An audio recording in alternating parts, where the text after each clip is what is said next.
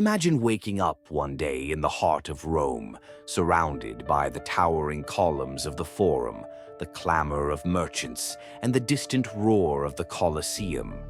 You are a Roman, born to uphold the honor of your ancestors, to serve the Republic, to live by the virtues of virtus and pietas.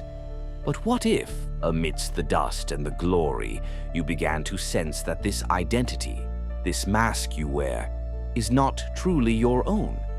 What if the duties you perform, the gods you honor, and the laws you obey are but chains binding you to a life that is not yours to live? Today, we embark on a journey into the depths of the Roman soul, guided by the wisdom of our greatest philosophers, Seneca, Marcus Aurelius, Epictetus, and the unspoken truths of human nature. By the end of this exploration, you will uncover revelations about yourself that the Senate and the priests would rather you ignore. And the final truth? It will change everything. Most Romans live their lives trapped in a grand illusion. From the moment we are born, we are molded by the Republic. We are taught to be soldiers, senators, craftsmen, to fit the roles that ensure Rome's greatness. We bow to Jupiter, we march for Mars, we labor for our families, believing this is simply the way of things. But Seneca warned us. We are more often frightened than hurt, and we suffer more from imagination than from reality. This existence, he said, is not truly living. It is a shadow of life, where we repeat the traditions of our fathers without ever questioning them. Are you the master of your fate? Or are you merely a pawn of the fates themselves? The Stoics urge us to peel back these layers of illusion and face the raw truth of who we are. They spoke of the ideal Roman, not a title granted by the state, but a self forged through struggle, a being who rises above the crowd by daring to seek their own path. But this journey is not without peril. To find yourself, you must confront the parts of your soul you've been taught to bury. Picture the gladiator in the arena, facing not just beasts of flesh, but the untamed passions within, the bestia interior, the inner chaos that every Roman is trained to suppress. These are the desires that burn beneath your discipline, the fears that whisper in the night, the impulses you dare not name. Have you ever felt a surge of rage in the forum's debates, or a longing to abandon your post for the wild hills beyond the Tiber? That is the beast stirring, the part of you that refuses to be silenced. The Stoics knew this truth. Ignoring this chaos does not banish it, it only feeds its strength. Marcus Aurelius wrote, "The impediment to action advances action. What stands in the way becomes the way."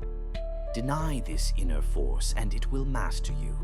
Think of those who strive to be perfect, those who stifle their passions to appear virtuous. They are the ones who, one day, erupt in fury or crumble in despair. Society demands we reject this chaos. We are told to be disciplined, to conform, to chain our instincts to the will of Rome.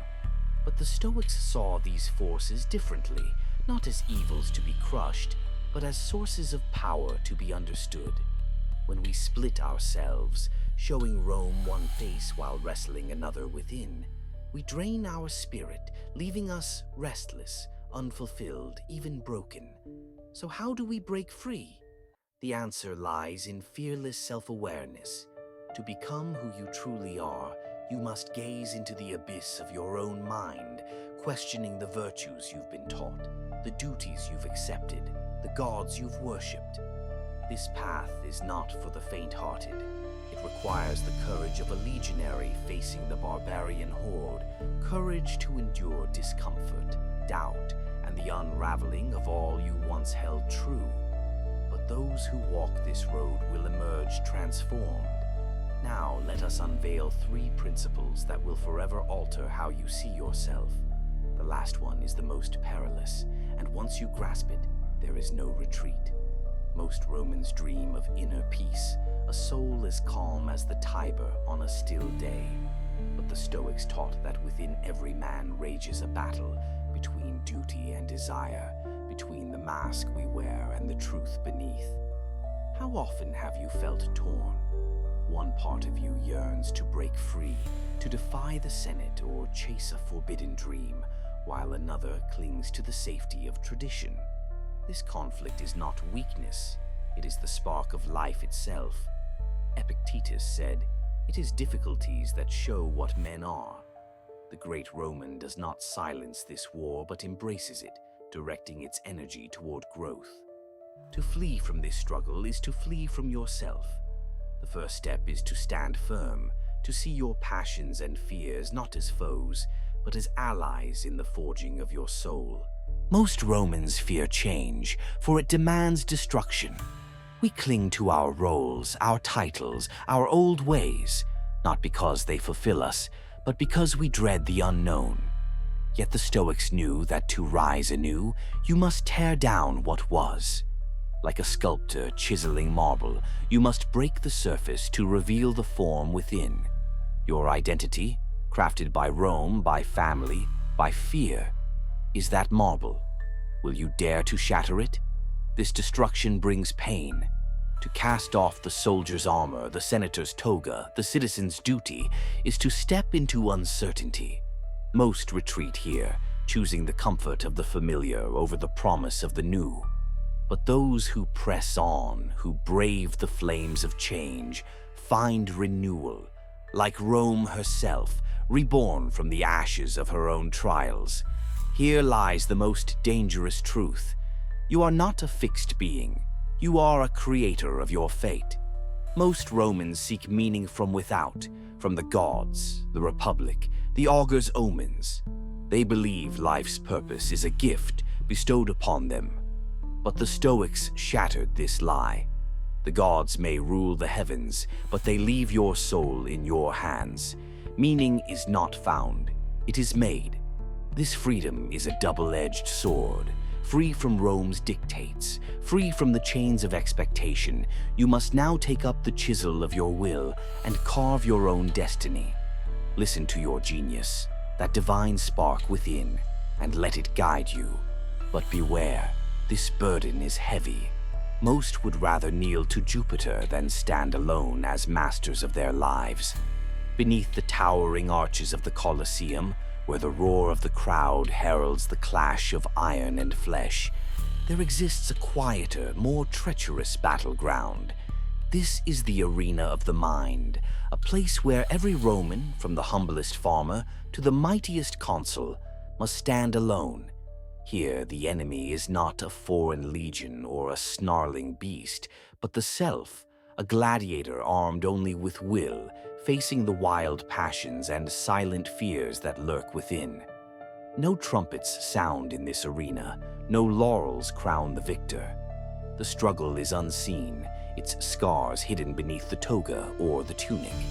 Yet it is here, in this shadowed crucible, that the essence of a Roman is shaped. As the Stoic Epictetus declared, he who conquers himself is greater than he who conquers a city.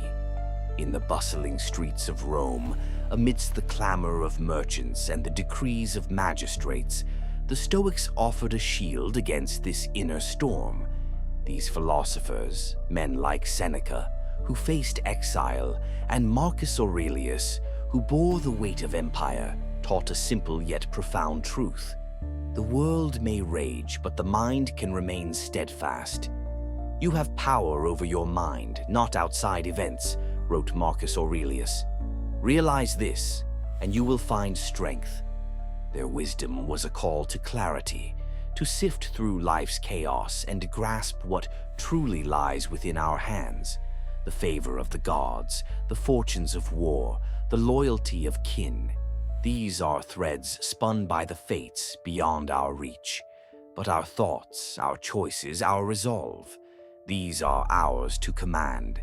In the arena of the mind, the Stoic's shield is forged from reason and tempered by discipline, a defense against the blows of fate and the howls of the soul's darker beasts. To wear the name of Roman is to carry a mantle of duty, pietas to honor the gods, virtues to uphold the state, devotion to the hearth and the ancestors who watch from the shades. These are the stones upon which Rome's greatness rests. Yet beneath this noble burden, a quieter voice stirs, the voice of desire, of ambition, of a life unshackled by the chains of expectation. Consider the legionary, his shield raised on the frontier, torn between the glory of Rome and the dream of a farm bathed in sunlight. Or the matron, weaving at her loom, her heart divided between the family she serves and the passions she buries in silence. This is the Roman struggle, a war between the self that belongs to the Republic and the self that yearns to break free. The Stoics did not turn from this conflict. They met it with unflinching eyes. The soul becomes dyed with the color of its thoughts, Marcus Aurelius mused. To flee from this tension is to live half-formed, a shadow of what might have been. But to embrace it, to wrestle with it, is to step toward a greater prize, the mastery of one's own nature. Yet the Stoics offered more than endurance. They lit a path to something higher. Virtue, they argued, is not a gift bestowed by Jupiter or a prize won in the forum.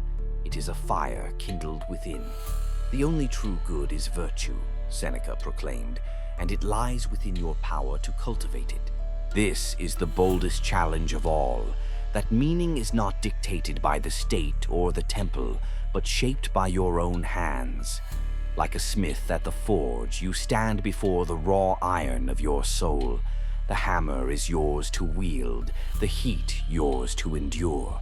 Strike away the flaws, fear, doubt, petty wants, and what remains is a life of honor, crafted not for the praise of others, but for the quiet satisfaction of the self. Epictetus urged, "No man is free who is not master of himself." To walk this path is to rise above the clamor of the crowd, to stand as a sapiens, a wise one, who knows that true power lies not in commanding legions, but in commanding the heart. So, Roman, the arena yawns before you. The beasts of passion and fear prowl its edges, their growls echoing in the chambers of your mind. Will you falter, letting them rend your spirit? Or will you lift the Stoic's shield and meet them with steady gaze? The battle is yours alone to fight, its outcome yours to determine. Triumph here and you claim a victory greater than any triumph down the Via Sacra. For to forge your own destiny, to live by the virtues you choose, is to transcend the masses who drift through Rome's streets, carried by tides they neither see nor question. As the dust settles in the arena, hear Marcus Aurelius once more. Waste no more time arguing about what a good man should be. Be one. The choice lies before you, sharp as a gladius. Will you be a slave to the world's whims or the master of your own soul? The arena of the mind offers no easy laurels. It is a place of relentless struggle, where illusions crumble and strength is born anew. But for those who dare to enter, who dare to shape their own purpose from the raw clay of existence, there awaits a reward beyond gold or glory. The certainty that you have lived not as Rome demanded, but as your truest self required. The sand stirs beneath your feet, the beasts draw near. The time has come, brave Roman, to choose.